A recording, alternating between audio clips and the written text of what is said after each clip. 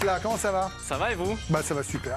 Moi ça va mieux qu'un minot à l'OM en tout cas, Ah oui, ça, parce c'est que sûr. depuis plusieurs années, c'est embouteillage à l'aéroport de Marseille en direction des départs pour les minots. Le dernier en date, c'est Robinho Vaz, 18 ans, aperçu aujourd'hui à Rome, sa nouvelle destination, 4 mois après son éclosion, un départ qui ne plaît pas du tout aux supporters de l'OM.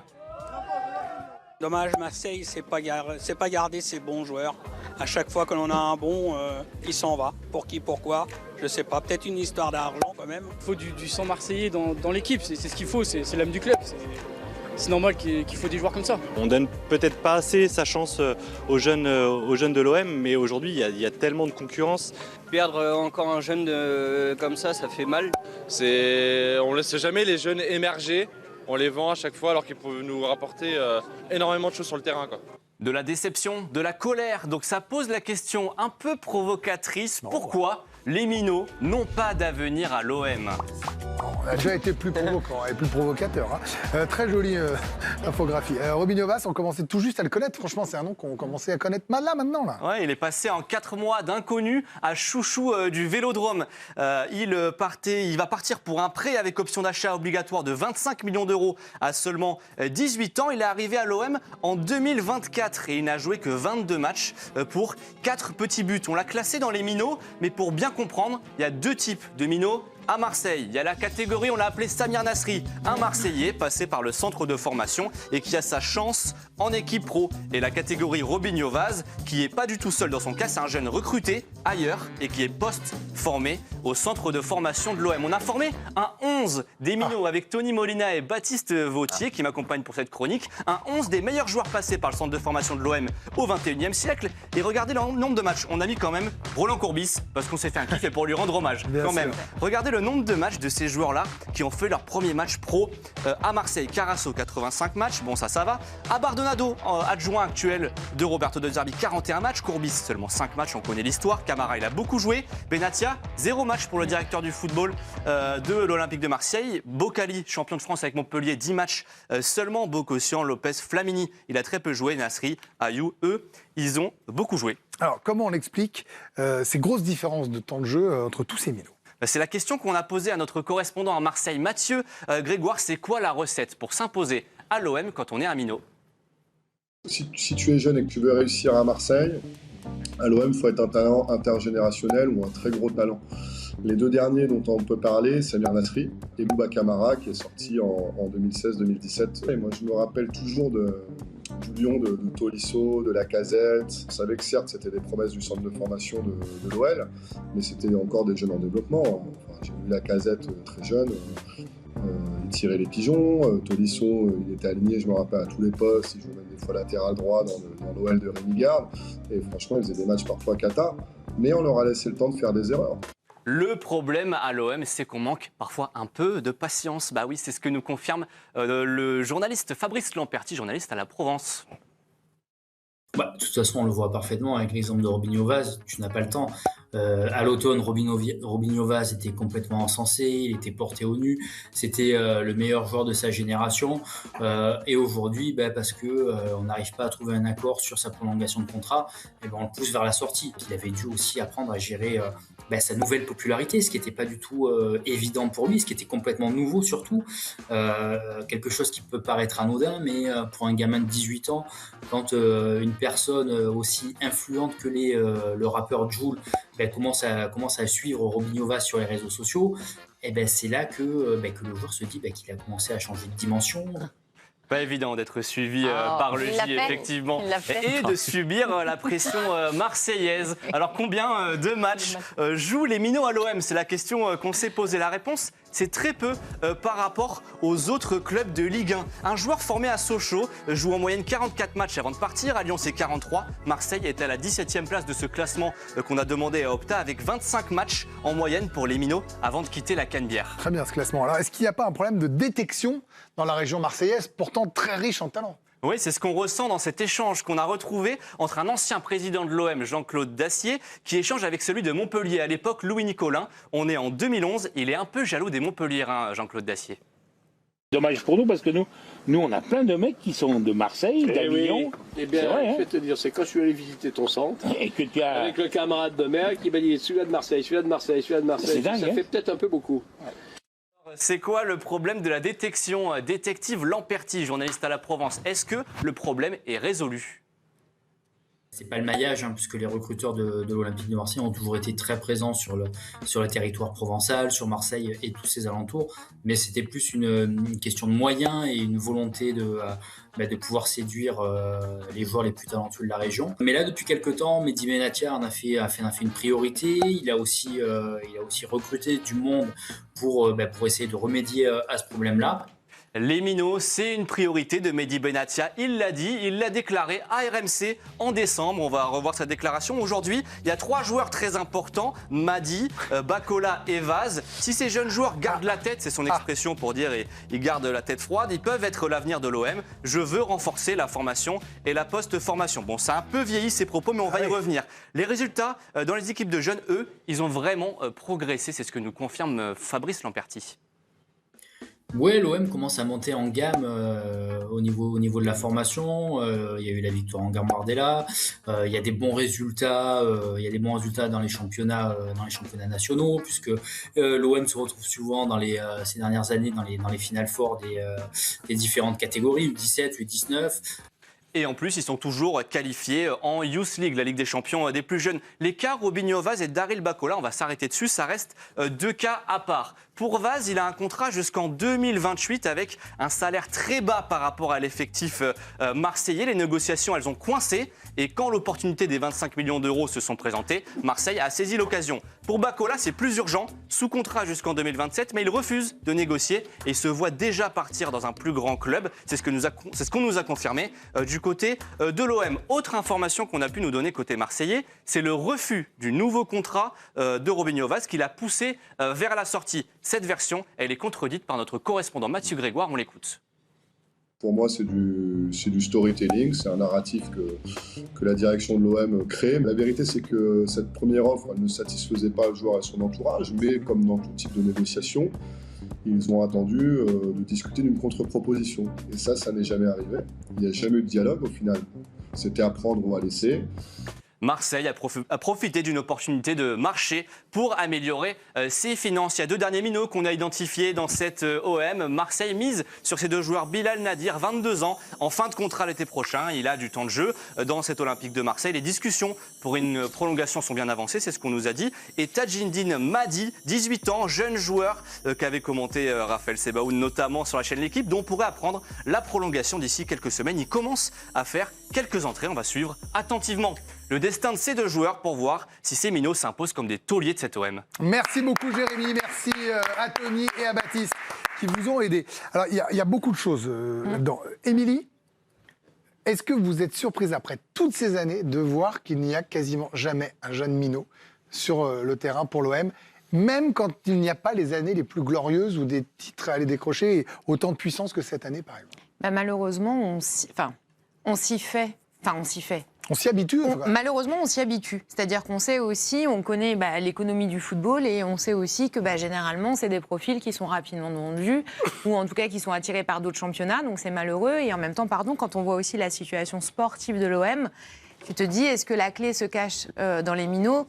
Aujourd'hui, j'ai pas la réponse, mais en tout cas, je suis pas sûre. Donc, qui fait le bon choix? Et est-ce que effectivement, ce serait un peu pieux de dire oui, l'OM doit vraiment capitaliser sur ses minots, mais auquel cas, il faut que tu te laisses 3 à 5 ans pour mettre un projet vraiment en route, sauf si tu as des talents incroyables.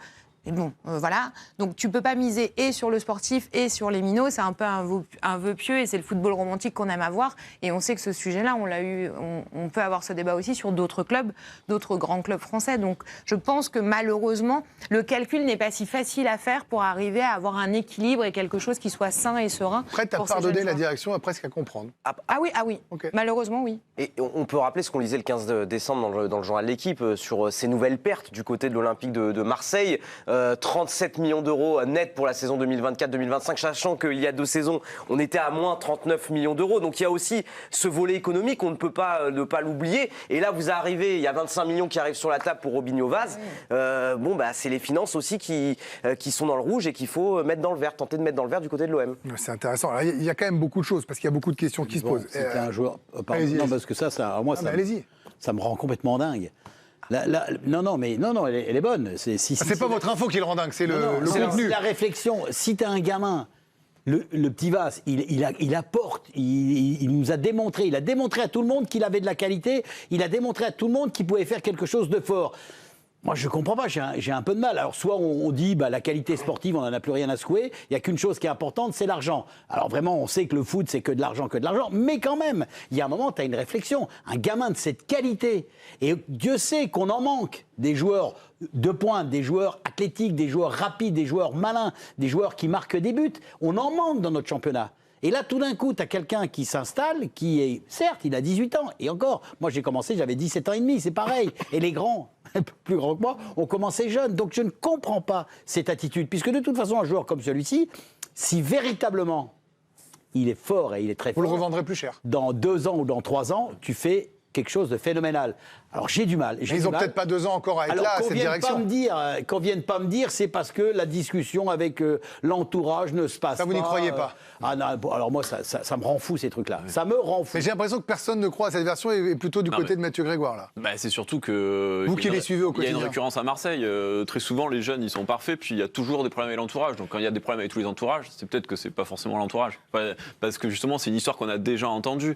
Et le problème aussi, c'est l'incohérence par rapport à ce qu'on entend, parce que moi, j'entends que Robinho Vaz, que l'OM a besoin d'argent aussi, a besoin de sortir des joueurs, et que finalement, si vous regardez l'effectif, la plus belle valeur marchande, c'est Robinho Vaz. Donc il peut y avoir un choix qui s'entend après tout. Oui, c'est ce que disait Émilie. Après tout, pourquoi pas? Ils font ce qu'ils veulent. Sauf que moi, je suis l'OM. Après les matchs, on a vu apparaître les 3 minots qui arrivaient en zone mixte, poussés par le club, c'est l'avenir. De Zerbi qui dit Vaz, nous on le fait mûrir parce que nous on va pas le vendre en première ligue en janvier. Bah non, tu vas le vendre en Serie A. Bon, ce qui change pas grand chose à la vie de l'OM. Du coup, le problème, c'est l'incohérence. Oui, mais on est dans un club qui est instable à tous les niveaux, qui arrive enfin à avoir des talents. Parce que Robinho Vaz, pour le coup, tout le monde est d'accord pour dire que c'est un vrai talent et c'est pas pour rien que l'AS Rome s'intéresse à lui.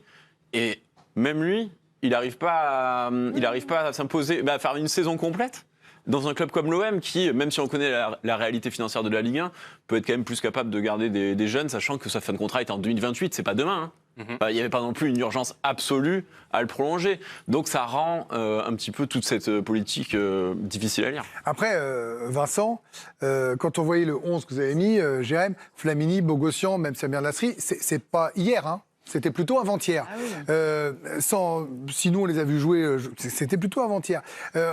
Vous comprenez le besoin de sous, j'imagine. L'OM a peu de temps, mais finalement, ce qui est terrible, en fait, je trouve, moi, pour l'Olympique de Marseille, c'est que le grand rival, le PSG, à qui on a souvent et longtemps reproché ça, de mal gérer ses titis, à l'exception peut-être de Rabiot et Kimpembe, vous voyez, ou de les vendre mal, ou de les laisser partir comme Kingsley Coman, là, a misé sur ça. Alors, avec des moyens supérieurs et prenant des jeunes joueurs. Je suis un peu... J'entends tous les arguments, je ne sais pas sur quel pied danser, moi, avec cette OM. Effectivement, ça survient à un moment où le PSG a fait un effort dans la recherche de l'identité. C'est-à-dire qu'effectivement, il y a les titis, ils arrivent tous... le PSG a commencé avec des matchs cette année avec 7 joueurs français, 5 joueurs formés au club. Voilà, il y a vraiment quelque chose de nouveau qui se passe. La difficulté dans tous les grands clubs, c'est est-ce que les joueurs qui sortent de centre de formation sont au niveau de l'équipe première du club où ils ont été formés. Et parfois, l'escalier, le gap est quand même un petit peu haut. Mais l'excuse financière, elle ne tient pas. En fait, si Marseille est obligé de vendre un jeune comme Robinho Vaz, c'est parce qu'il s'est trompé sur les autres. En fait, la réalité, c'est que si Marseille ne s'était pas trompé sur les autres investissements, sur les autres recrutements, sur les joueurs de 28 ans, de 29 ans, de 30 ans, il ne serait pas obligé de vendre la meilleure valeur marchande qu'à 18 ans. Et effectivement, je suis d'accord avec Anthony et avec Mathieu, c'est du storytelling, parce que la réalité... Non, mais quand on dit les agents demandaient beaucoup plus que ça, vous n'y croyez pas? Mais non seulement j'y crois pas, mais quand vous avez une vraie politique de jeunes, vous avez une vraie politique de contrat qui va avec. Cherki, à Lyon, à 18 ans, il avait 300 000 euros. Je veux dire, il y a un moment. Oui, en gros, qui demande 150 000, ça vous aurait pas choqué. Mais il faut regarder la masse salariale de l'OM aussi. Là, on se retrouve avec une masse salariale énorme parce qu'ils en donnent des bons salaires quand même, l'OM. On n'est pas dans un club non plus. Si on était là à compter chaque euro pour chaque joueur, ok. Mais là, c'était aussi une négociation normale. Et comme l'a expliqué Mathieu, en plus, la négociation, elle s'est vite arrêtée. Si à la limite vous arrivez au bout d'un tunnel de 6 mois où on n'y arrive pas, bon ben ok, on trouve une solution. Mais là c'est différent. Et ce qui a rajouté aussi dans le contexte des minots, c'est que souvent on a dit l'OM c'est impossible de lancer des joueurs, par exemple des jeunes comme à Monaco, parce qu'il y a trop de pression populaire. Vous êtes un jeune attaquant à Marseille, vous ratez une frappe, c'est terminé. Franchement là maintenant c'est plus vrai ça. Moi je trouve que le public du Vélodrome. Vous avez vu ce qu'ils ont dit les gens dans notre micro-trottoir, vous des gamins. Extrêmement ils veulent s'identifier et bienveillant à l'égard des recrues. Et souvent ceux qui parlent du contexte marseillais en ce moment, c'est les dirigeants. Mais franchement, moi, quand au Vélodrome, je vois pas du tout un public. Tous qui est mes très potes dur envers supporters l'équipe. marseillais, là, ils sont vraiment un peu dépités, en train de se dire, mais on a des gamins, il faut que ça vienne. Comme l'analyse, ça va dans l'analyse de Vincent. C'est qu'ils sont dépités parce que ceux qui ont été achetés, qui sont en place, n'apportent pas ce qu'on attend, et que les gamins qui arrivent et qui ont de la qualité, qui sont bons, qui ont une envie en plus, et une étiquette marseillaise qui est importante, et on les met dehors. Après, ils les font jouer un match, puis on les revoit plus pendant 10 matchs. C'est-à-dire que moi, je veux bien, mais j'ai pas compris, par exemple, la gestion. Parce que là, on parle des dirigeants et d'argent, très bien. Mais si on est que sur le terrain, j'ai un peu de mal aussi à comprendre la gestion de ces gamins par De Zerbi. C'est-à-dire que Bakole, je l'ai vu une fois, il a fait un match. Alors, est-ce que c'était pour l'exposer, pour mieux le vendre? J'en sais rien. Robinho Vaz, on nous dit c'est le joueur qui est élu joueur préféré des supporters au mois de septembre, et derrière, il joue plus. Après, ils ont un effectif très dense quand même. Ils ont un effectif très dense, donc c'est pas toujours facile de trouver de. Et c'est à lui de faire des choix dans ce cas-là. Oui, il fait donc des il choix, fait pas ce choix-là. Vaz a bien enchaîné. Après, Vaz a disparu, oui, en décembre. Mais c'est vrai que même s'ils ont beaucoup de matchs, il a tellement de joueurs de Zerbi que c'est parfois difficile de regarder Vermeeren qui faisait des bonnes apparitions. Il a attendu très longtemps avant de s'installer parce qu'il y a beaucoup de joueurs. Et ça aussi, c'est la structure de l'effectif. Personne ne les force à avoir autant de joueurs. Je vais être beaucoup plus dur que toi. Moi, je te rejoins pas là-dessus. Parce que je pense qu'un entraîneur. Alors là, je vais faire anti-De Zerbi, mais quand un entraîneur, il a une certitude avec un joueur, et si c'est une certitude avec un joueur de 18 ans, je suis désolé, tu le mets titulaire dans ton équipe. Ça, pour moi, il n'y a pas de discussion. C'est concurrent, c'est Aubameyang et Gouiri qui font quand même pas n'importe qui. Donc je veux dire, moi, ça me choque pas qu'ils jouent pas tous les matchs. Ça m'est égal. Regardez au PSG, là, à l'automne, N'Jantou, il a dû jouer 15 matchs de suite, même si c'était un quart d'heure, 20 minutes. Oui. Mayoulou, il a dû être titulaire dans 15 des 20 derniers matchs. Après, ils ont tellement de marge sur l'adversité, je trouve que c'est peut-être plus facile de lancer des jeunes à Paris. Il y a un plan stratégique avec eux, en tout cas. Exactement. Il y a une vision commune entre le directeur sportif et l'entraîneur sur la politique sportive. Et à Marseille, je ne dis pas que la vision n'est pas commune, je dis juste qu'elle ne va pas dans le sens des minots, en tout cas.